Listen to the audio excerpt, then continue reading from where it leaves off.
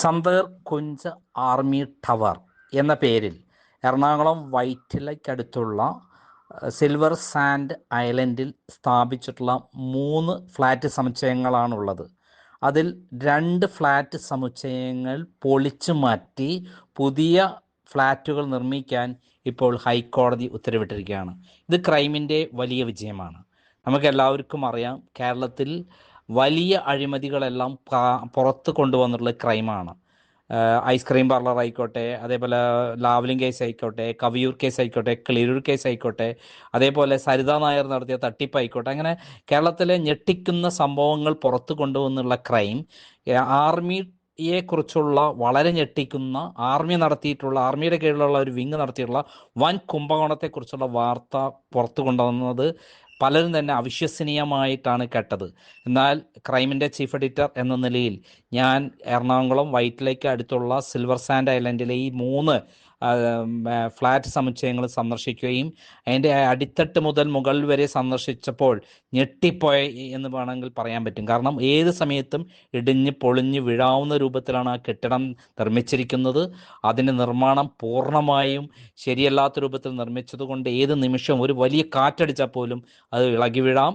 അതേപോലെ അടിത്തട്ടിൽ അവിടെ പുഴയാണുള്ളത്. ആ പുഴയുടെ അടിത്തട്ടിൽ തന്നെയാണ്, അതേ നിരപ്പിൽ തന്നെയാണ് അണ്ടർഗ്രൗണ്ട് ഉള്ളത്. അതിലേക്ക് വെള്ളം തിങ്ങി മറിഞ്ഞു വീഴുന്നത് നേരിട്ട് കണ്ടിട്ടുള്ളതാണ്.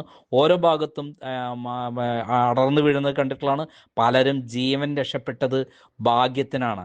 ഞാൻ അതിൻ്റെ ഏറ്റവും ടോപ്പിൽ പോവുകയും അവിടെ നിന്നുകൊണ്ട് വീഡിയോ ചെയ്തിട്ടുണ്ട്. ഹെലിപ്പാഡ് അടക്കമുള്ള 2 ഫ്ലാറ്റ് സമുച്ചയങ്ങളാണ് ഇപ്പോൾ പൊളിച്ചു മാറ്റാൻ ഉത്തരവിട്ടിരിക്കുന്നത്. BC ഫ്ലാറ്റുകൾ, ഈ മൊത്തം 204 ഫ്ലാറ്റുകളാണുള്ളത്. അതിൽ A ഫ്ലാറ്റിൽ പകുതി 18 നിലകളേ ഉള്ളൂ. അതുകൊണ്ട് അത് പൊളിച്ചു മാറ്റാൻ ഉത്തരവ് വന്നില്ല. എന്നാൽ 31 നിലകൾ വരെയുള്ള 2 BC ഫ്ലാറ്റുകളാണ് പൊളിച്ചു മാറ്റാൻ ഉത്തരവ് വന്നിരിക്കുന്നത്. ഇതിനെക്കുറിച്ച് വാർത്ത ചെയ്യുന്നത് വളരെ സൂക്ഷിച്ചിട്ടാണ് ചെയ്തിരിക്കുന്നത്. കാരണം ആർമി നടത്തിയ വൻ അഴിമതി കുംഭകോണമാണ്. ഇതിൽ ആർമിയുടെ ഉന്നത ഉദ്യോഗസ്ഥർ അടക്കം ഉള്ള കമ്മിറ്റിയാണ് AWHO. അതിൻ്റെ മേലധികാരത്തിൽ നടക്കുന്ന ഈ കുംഭകോണത്തെക്കുറിച്ച് വാർത്ത ചെയ്യുമ്പോൾ തീർച്ചയായും ശ്രദ്ധിക്കണം. ആർമി എന്ന് പറഞ്ഞാൽ ഇന്ത്യ രാജ്യത്തെ സംരക്ഷിക്കുന്ന, നമ്മളെല്ലാവരും സ്നേഹിക്കുന്ന ഒരു വിങ്ങാണ്. നമ്മൾ അതുകൊണ്ട് തന്നെ വളരെ അവരെക്കുറിച്ച് എന്തെങ്കിലും ഒരു തെറ്റായ വാർത്ത ചെയ്താൽ തിരിച്ചടിയായി മാറും എന്നറിഞ്ഞുകൊണ്ട് തന്നെയാണ് ഞാൻ അതിൻ്റെ എല്ലാ മേഖലകളിലും പോയി കൃത്യമായി വീഡിയോ ചെയ്തിട്ടുള്ളത്. ആ വീഡിയോയുടെ ചില ഭാഗങ്ങൾ നമുക്ക് കേൾക്കാം. ഇപ്പോൾ നിൽക്കുന്നത് വൈറ്റില സിൽവർ സാൻഡ് ഐലൻഡിൽ 31ാമത്തെ നിലയിലാണ്. ഒരു ഹെലിപ്പാഡാണ് ഇവിടെ ഉള്ളത്. ചന്ദേർ കുഞ്ച് ആർമി ടവറാണ്. ആർമിയുടെ ഒരു വിങ് നിർമ്മിച്ച ഈ ബിൽഡിംഗ് ഏത് സമയത്തും തകർന്നു വീഴാം.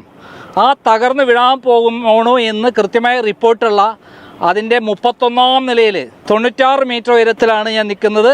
എന്നോടൊപ്പം ബ്രിഗേഡിയർ ജോസ് കുട്ടീൻ്റെ, അതോടൊപ്പം തന്നെ നമ്മളോടൊപ്പം ഉള്ളത് ലഫ്റ്റനന്റ് ക്യാപ്റ്റൻ പോളാണ്.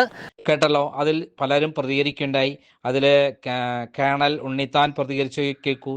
അത് അപ്പോൾ ആർമിക്ക് ഉത്തരവാദിത്തമുണ്ട്. ആർമിക്ക് ഉത്തരവാദിത്തം ഉണ്ടല്ലോ. ആർമിയുടെ ചീഫ് എന്ന് പറയുന്നു, ആർമിയുടെ വൈസ് ചീഫ് എന്ന് പറയുന്നു, ആർമി കമാൻഡേഴ്സ് എന്ന് പറയുന്നു, ക്വാർട്ടർ മാസ്റ്റർ എന്ന്, എഞ്ചിനീയറിംഗ് ചീഫ് എന്ന് പറയുന്ന ഈ ബോർഡ് ഓഫ് ഗവർണേഴ്സിലുള്ള അവരുടെ ഉത്തരവാദിത്തമാണ് ക്വാളിറ്റി കോംപ്രമൈസ് ചെയ്യാതെ പ്രോപ്പറായിട്ട് ഫ്ലാറ്റുകൾ സ്ഥലം വാങ്ങിച്ച് ഫ്ലാറ്റ് ഉണ്ടായി. ഇതാണ് AWHO റെഗുലേഷൻസ് പറയുന്നത്. അത് ചെയ്തില്ലെങ്കിൽ എന്താണ്? It amounts to cheating. എൻ്റെ അഭിപ്രായത്തിൽ ചീറ്റിംഗ്, അത് വിശ്വാസവഞ്ചനയാണ്, ക്രിമിനൽ ബ്രീച്ച് ഓഫ് ട്രസ്റ്റ്. ഇതേപോലെ ബ്രിഗേഡിയർ ജോസ് കുട്ടി പ്രതികരിച്ചു. നോക്കൂ. ഈ ഓർഗനൈസേഷൻ AWHO എന്നൊരു ഓർഗനൈസേഷനാണിത്. ആയിരിക്കാം, പക്ഷേ ആർമിയുടെ കീഴിലുള്ള ഓർഗനൈസേഷൻ. അപ്പോൾ ഇന്ത്യ ഗവൺമെൻറ് ഈ കാര്യത്തിൽ വളരെ ശ്രദ്ധയോട് കൂടിയിട്ട് അത്തരം കാര്യങ്ങളിൽ അതിൽ മുമ്പ് വർക്ക് ചെയ്ത ആളുകൾക്ക് ശ്രദ്ധിക്കേണ്ടതല്ലേ? തീർച്ചയായിട്ടും. അതായത് ഒരുപക്ഷെ ആർമി എന്താ ഓർഗനൈസേഷൻ ഞങ്ങൾക്ക് നീതി തന്നില്ലെങ്കിൽ ഞങ്ങൾക്ക് ഇപ്പോഴും പൂർണ്ണ വിശ്വാസമുണ്ട് നമ്മുടെ രാജ്യത്തെ എല്ലാ കോടതികളും അല്ലെങ്കിൽ ബാക്കി എല്ലാ ഇൻസ്റ്റിറ്റ്യൂഷൻസും, കളക്ടേഴ്സ് ഓഫീസ് ആണെങ്കിലും അഡ്മിനിസ്ട്രേറ്റീവ് എക്സിക്യൂട്ടീവ് ഓഫീസേഴ്സ് ആണെങ്കിലും അവരൊക്കെ ഞങ്ങളുടെ സഹായത്തിൽ വരുമെന്ന് എനിക്ക് പൂർണ്ണ വിശ്വാസമുണ്ട്. ക്യാപ്റ്റൻ പോൾ പറഞ്ഞത് നോക്കൂ. B804 താമസിക്കുന്നത്. ഇപ്പൊ ഇതിന് ശേഷം എന്ത് ചെയ്തു? ഇങ്ങനെ ഒരു സംഭവം വന്ന ശേഷം ഇപ്പോഴും താമസിക്കുന്നുണ്ട്.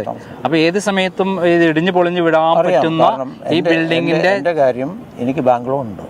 48,000 രൂപ മാസത്തിൽ മാസത്തിൽ എനിക്ക് EMI അടയ്ക്കും.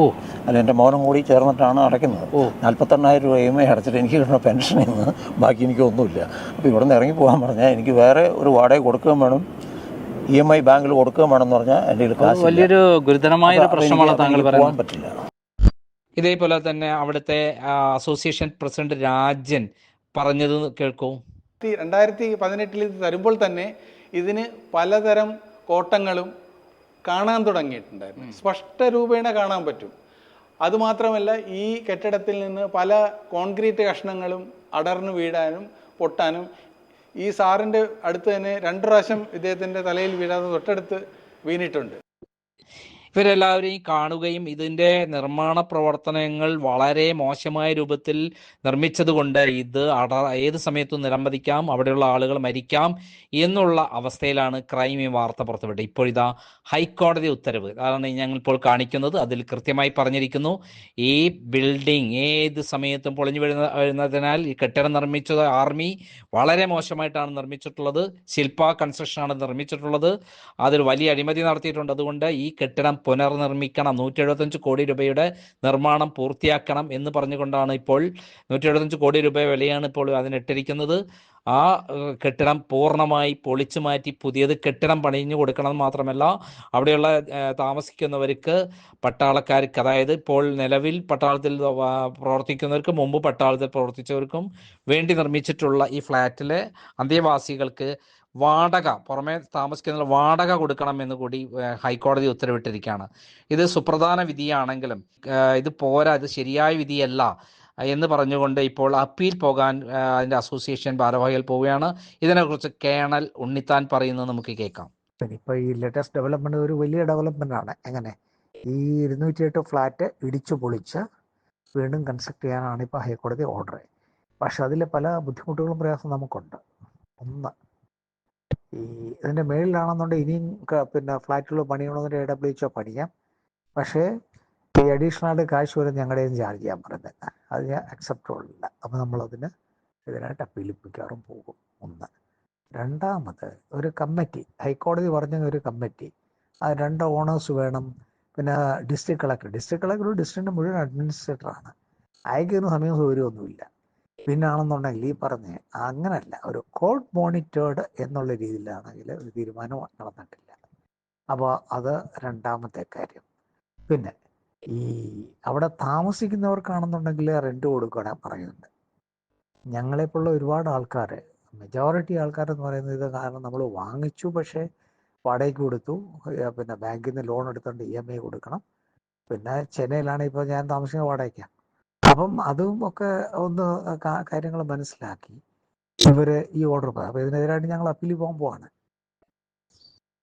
എന്നാലും ഇത് ക്രൈമിന്റെ ചരിത്രപരമായ വിജയമാണ്. ലാവ്ലിൻ കേസ് പോലെ, കവിയൂർ കേസ് പോലെ, ഐസ്ക്രീം പാർലർ പെൺവാണിപ്പം പോലെ ഇതിപ്പോൾ എല്ലാ പത്രദൃശ്യ മാധ്യമങ്ങളും ഇപ്പോൾ ഏറ്റെടുത്തിരിക്കുന്നു എന്നുള്ള ഒരു സന്തോഷ വാർത്തയുണ്ട്.